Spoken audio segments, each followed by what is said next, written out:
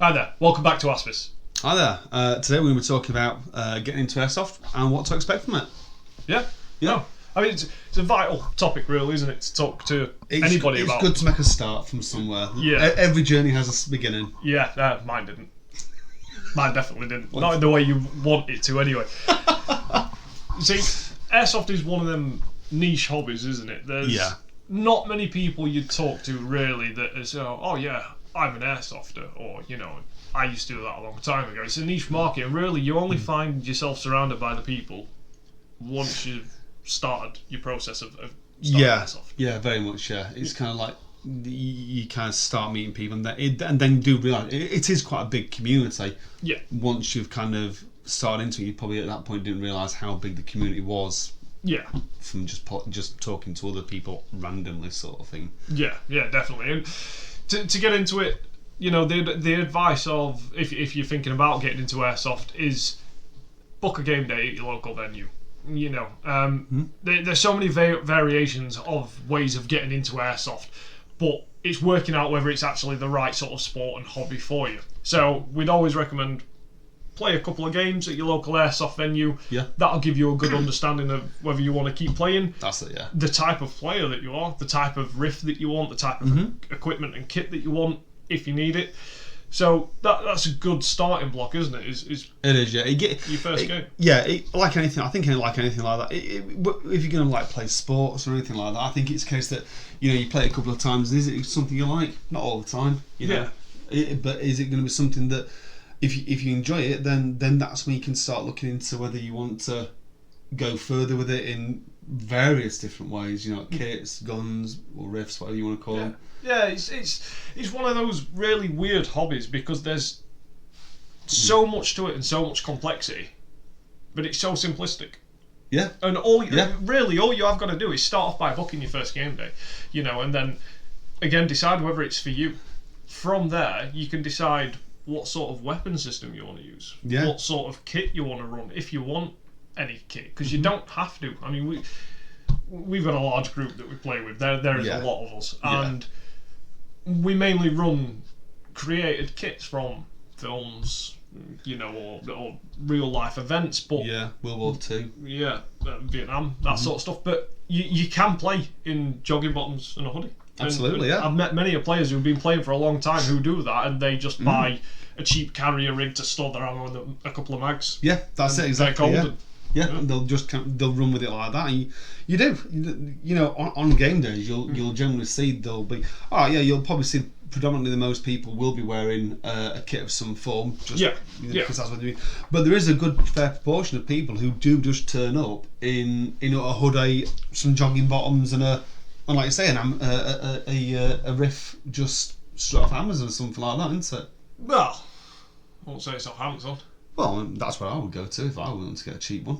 I mean, because they deliver to me, and I don't have to go anywhere then. They do chicken as well, and beef.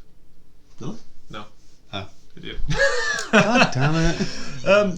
It's definitely starting off at your local game site, and then once you've decided it's for you, the first key point will be to go into your local Airsoft store, and the best thing you can do to find out your local Airsoft store is Google it. I mean, there is big suppliers out there, Patrol Base, Fubar in Leeds. There's a lot of places that you can go that will stock a lot of different types of rifles and weapon systems, a lot of different equipment, attachments and accessories. But what you want to focus on, really, your key point, would be your eye protection. A lot of people cheap out.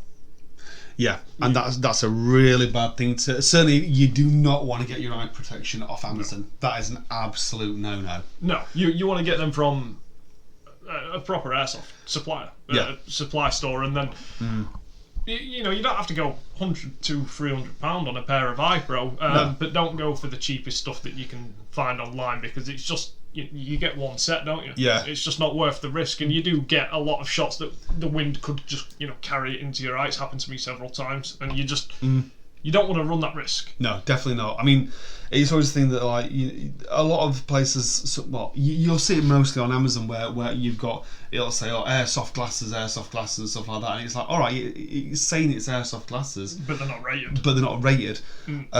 So it's just basically your typical flimsy plastic. Yeah. Where as soon as you get a shot going, let's say, I don't know, 320 FPS. It'll go straight through it. Yeah, just crack it. And that's it, your eye gone. Your eye's gone. Yeah. Stevie wondered. Yeah, big time. So they definitely focus on the iPro first. Again, you want to realistically be looking in the midst of £20-30 for a decent-ish set. Yeah. I mean, you can get like the new Pro ones. I've run them a fair few times. Yeah. They're about £12 to buy. The ball ones and stuff like that. Yeah, but you can get bollies, and there's Wileys. Yeah.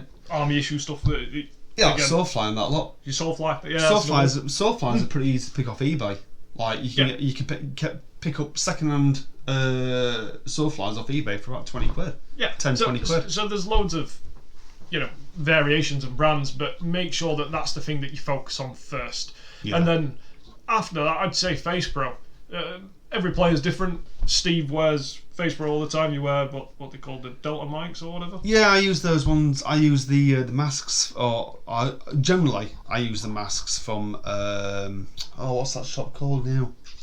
I don't use them. Ah man, it's I don't know. It's a mask that it's basically a mesh mask that goes over. It's kind of like covers you over to the sides and goes right back of your head, etc. Tightens up, etc. Yeah, because you can get shot in the face, and you will. It's an inevitable thing. A lot of people complain about it. Yes, some people do it on spite, but realistically, it's a risk of airsoft, isn't it? It's being shot in the face. I mean, at the end of the day, you're being shot. That's it, yeah. So always consider Face Pro is what I would say. I don't run it, but that's at my risk. If it shoots out a tooth, well, then eventually I'll get a nice new set of teeth. Nice set of falsies. Yeah, it's nice. Yeah, and gummies. You can just spit them out. Once you've got those two key fundamentals down, I would say that's when you should start looking at what weapon system, what rifle, RIF, if they've got to be called, you want. Because the platforms, again, like one of the things that's very oversold is the M4 platform, and it's just because of the versatility of it, isn't it, and the simplistic design behind it. Yeah. But I mean, you've got other weapon systems. You've got AK, you've got G36s, you've got G3s. You can go into submachine guns, UMPs, MP7s, MP5s. Yep. Gorgeous weapon. Shotguns. Support weapons. Yep. Or the unfortunate one, snipers. You've got the Gustav. What? The Gustav bazooka launcher. Oh yeah, just run around with a launcher, yeah. But each weapon system you buy then brings its own play style, and if you've not been to a site and played Airsoft before, you don't really know how you like to play. Like one of our friends likes to flank, and he'll be watching this now, and he knows who he is, and he's always flanking. Whereas I like to just beeline it. I mean, I do like to play a bit tactically now and again, but just shooting down the middle. Yeah, straight down the middle, see where you go. Yeah, then meat grinder. And then you end up like that scene out of Platoon with just getting shot. Oh yeah, that's happened too many times, to be fair. But again, the rifle impacts your playstyle dramatically. You seldom do you see a guy running around with an M249, literally running at full. It just doesn't happen. No. Too heavy, they're too bulky. But again, if you want to go submachine gun, then you got to understand that you're not going to be getting the range and the consistency of what you would, a rifle or a sniper, for instance. So that's your next decision to make: is what rifle do you want to play that suits your play style, and then after that, I would say it's kit. It's looking at what you want, because it's an awkward one with kit. Yeah. Because you can talk about kit as in plate carriers now. You can talk about kit as in accessories for your weapon, grips, laser sights, that sort of stuff. But they don't. They're for looks. It's Photosoft. Yeah, a lot of it's aesthetics, isn't it? Sort of Photosoft. Yeah, Photosoft. Yeah. Pose for the picture. Because that's what we play for. That's all we play for, actually. Just the photos. Absolute lies. Never had a photo taken of me in my life. Ever. Never. Ever. Find one photo on Facebook of me. All right. No. There's loads. But the next part is a kit. Is the variations camouflage. I don't think people understand that there is a lot of camouflage out there. And you can see behind me one of the most common ones is the MTP, the multicam. Yeah. It's mass produced, it's forced down your throat, really, isn't it? Pretty you walk much, into a store, everything you can buy is in multicam. And again, if you're not bothered, you just want that generic playstyle, the perfect kit for you. You know, it's mass produced in terms of accessories and different pouches, different types of rigs. And it's pretty cheap because the fact it's so widely available. It's pretty easy to come across and pretty cheap. Yeah, very much so. Just sort of like the black here at the corner. Again, it's another common kit colour, but you know, you've got US Woodland, US Tricolour, United States Marines, Marpat Desert and Woodland. Desert and Woodland. Yeah. So, what else have you got? Swedish. Is it the M95 or something like that? I don't know. But you got I don't know. whatever. I don't know the names. You got the Vietnam green. Yeah. You know, they're just the flat OD green. Or you can run like them tactical dudes do, where they've got like just the jeans and then the flannel shirts. They put like just a rig on over. Yeah. That looks cool as well. But again, you're finding what's right for you, because the camouflage does work. You know, one of our guys makes it work really well. Oh yeah, very well. Very tactical. But the point is, you don't really spend your time blending in all that much if you're that type of player that likes to run and gun. You know, you're just there for the pictures. Pretty much, yeah. Yeah, and that's what I say. Focus on is look at what's right for you. Just because somebody else is doing it, somebody else has got it or wearing it, and somebody will always recommend it. Oh, every time. Yeah. Every time you can guarantee there'll be someone coming up to you saying, "Have you tried this? Yeah. Got this? You know, Got this?" Go buy this Frudoc stuff at 600 quid. It's like, yeah, I would if I had Frudoc money, but I don't. Yeah. I'm poor. But it's preference, isn't it? It is all 100%, preference. yeah. You can get good rigs and carriers off of the likes of Amazon and eBay. Even AliExpress. Yeah. We've got some good stuff off there. Yeah. It's just about shopping. It is, yeah. I mean, that's how you would go about it, really. Just looking around. I think you generally know the majority of places where you could go to get reasonably quite cheap kit. Yeah. Would be your Amazons, your Temus, your AliExpress, stuff like that. Yeah, but like Patrol Base, they do reasonably priced kit. Oh, yeah, definitely, yeah. And then once you fall into Airsoft enough, you start noticing Airsoft brands, because there's like 8 Fields, for instance, common Airsoft brand. You know, you're not going to get this. I'm not saying it's not quality, but you're not going to get a quality product like as if it was real steel stuff. You know, that's designed to uphold. Yeah. On an actual battlefield. Yeah, it's going to eventually have its wear and tear. But again, you don't mind for the price that you're paying, because for what you're actually paying, you are getting really good quality. Yeah, you are. Yeah. My Marines vest is 8 Fields, isn't it? The one that we went to pick up. Yeah. Oh yeah. Yeah, I remember that. Yeah. Yeah, So, when we look at the scar. Yeah, the one that I couldn't buy. And then she told me I could buy right after I left. And I was like, we could have gone back. And do I own a scar now, Steve? Do I own a scar? No. We could have gone back. No, do you know what I own? An M16 instead. And that's just as good. Best weapon system ever. See, this is why I was saying shop for weapons, because you can't get better than an M16. And there's people go, oh, it's a musket, you can't CQB with it. I did it at HQ, and I slapped ass. And then got slapped. Repeatedly. On a stairwell. That was fun. It was a good day. But again, you know, this is the thing, isn't it? Is that pistols, you know, as our friend calls them, hippling. They are the hippling, but they're not always a necessity. But you enter down basically this stream with Airsoft that you always find the next thing that you want and that you want to go to and that you need, or you feel like it's going to benefit you. But really, look at it as taking it back to basics. Pretty much, yeah. Yeah, I mean, like say, if you want to rock up in a trackie or stuff like that, you will do just as well as people wearing if they wanted to if they wanted to throw thousands of pounds into a through dart kit.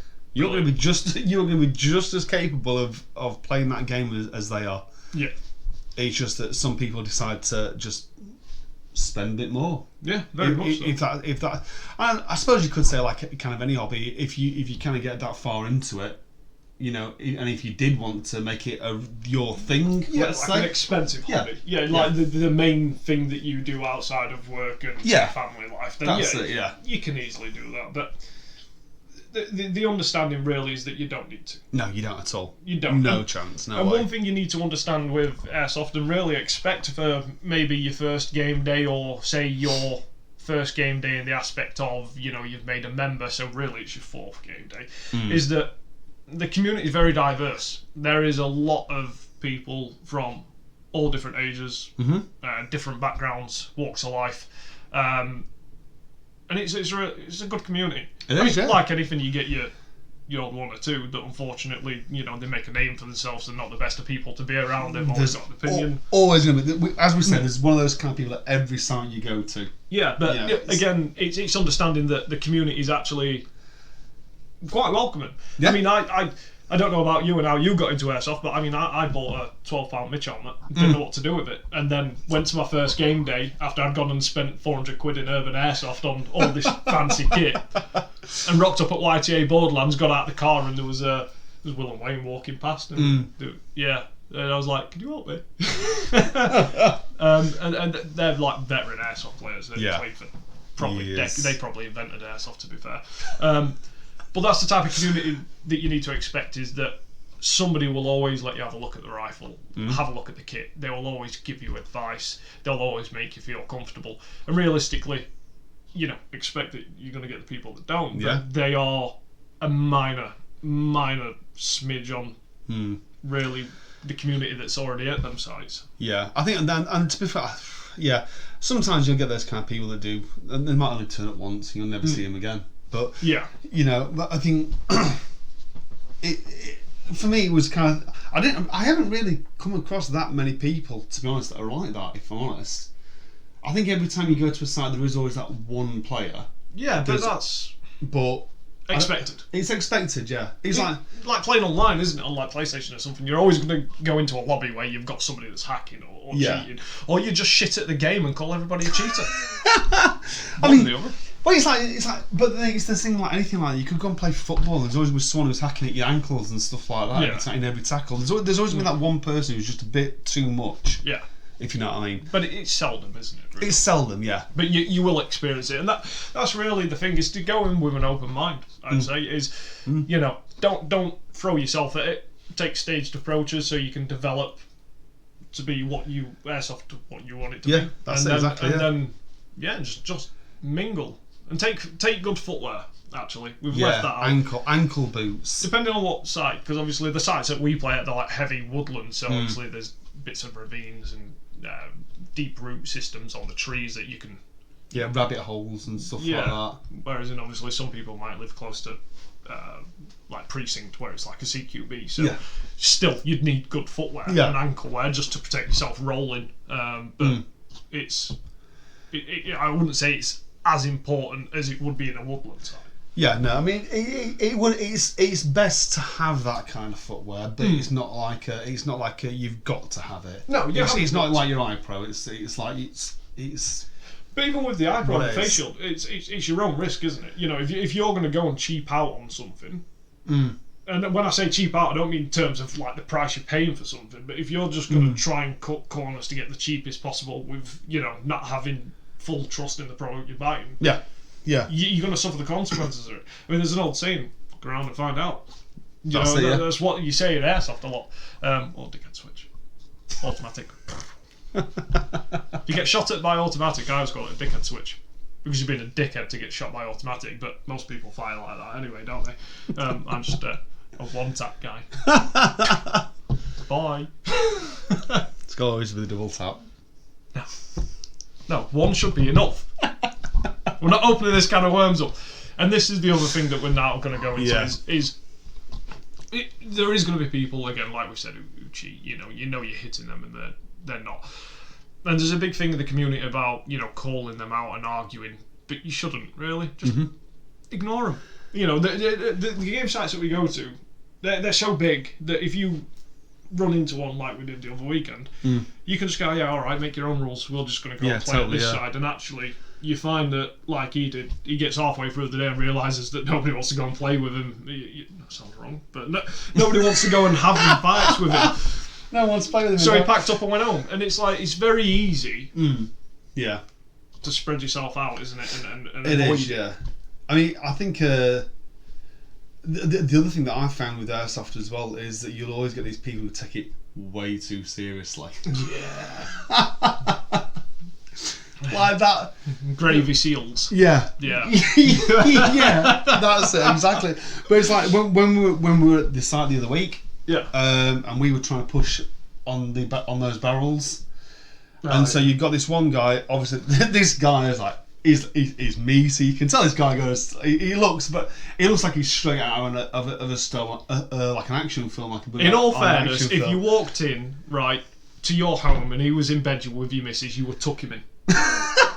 But anyway, so you would. There's no two ways about it. Yeah. So this guy's like shouting over towards. I mean, I don't know if you heard him or not, but he was kind of going, push forward. He's kind of just kind of barking orders at me. He's like, no. I'm here to have my fun, not you, man.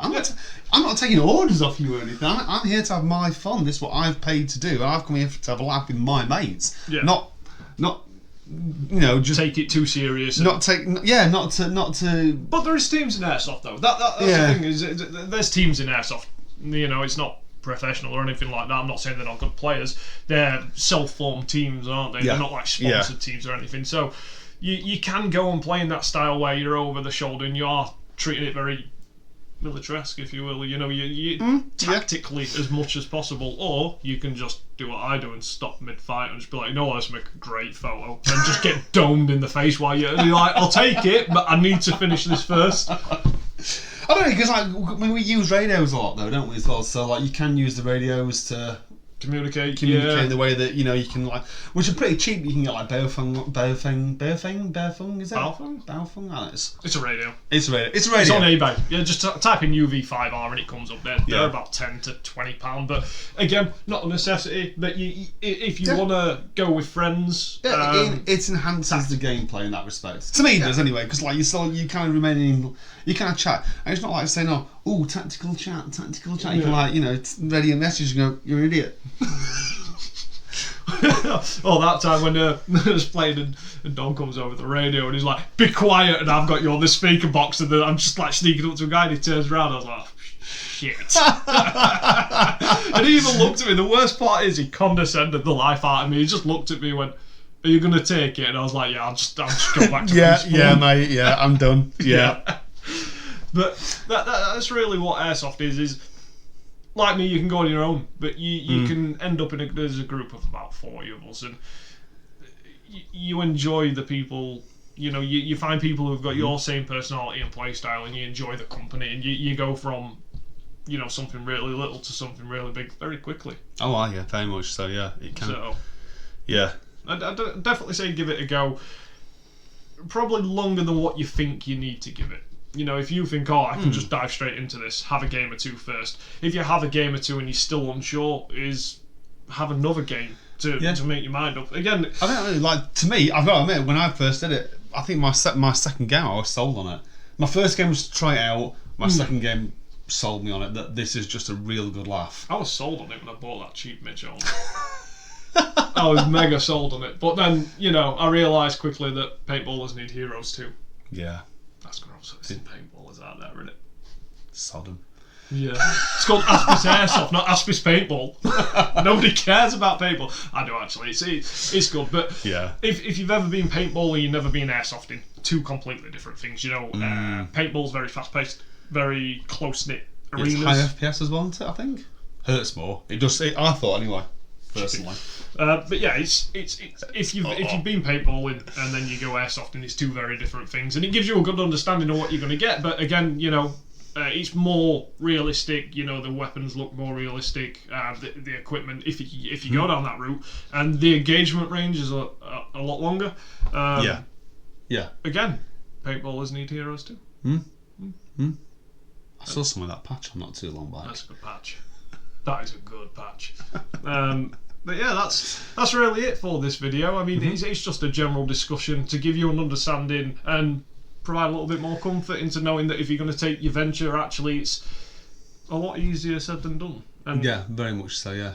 And what I probably would say, just to add to that as well, is just to just say, like, if you've taken anything from this video, if you listen to us, if there's something that we've said that you want to know more about, just put in the comments, ask a question, and we'll look into that for you, and we can certainly get back to you in another video. Yep. Or if you don't want to keep it too public and you'd like to ask some more private questions, like Steve's sock size, We've got Instagram, so give us a like and a follow, and directly message us on there or on Facebook. Yeah, just the sock size. Yeah, yeah, just the sock size, mate. But send us a private message. We can answer any questions. We'll give you the best advice that we possibly can. From a player's perspective, really, because that's all we are. We're just players. Yeah. This is just something else that can add to it to share the knowledge. Yeah, that's it. And don't forget as well, we are also on Instagram and Facebook as well. So if you could follow us there as well, that'd be absolutely fantastic. We'd love that. Told them that. Have you? I just said messages on Facebook or Instagram. Oh, you said messages, but I didn't say followers. Like and subscribe. Yeah, like and subscribe. That'll do. Yeah. No, it won't. That doesn't sound right. Like and subscribe. You've got no choice, otherwise we're not giving you free advice again. It'll be £1 per advice. £2. £2. Only 2. That's not Free. so bad. Just do it anyway. Is this re-edited? we can cut this bit out. Thanks for watching. Leave it. And we'll see you next time. Yep. Thanks very much for your time, and we'll see you again. Cheers for now.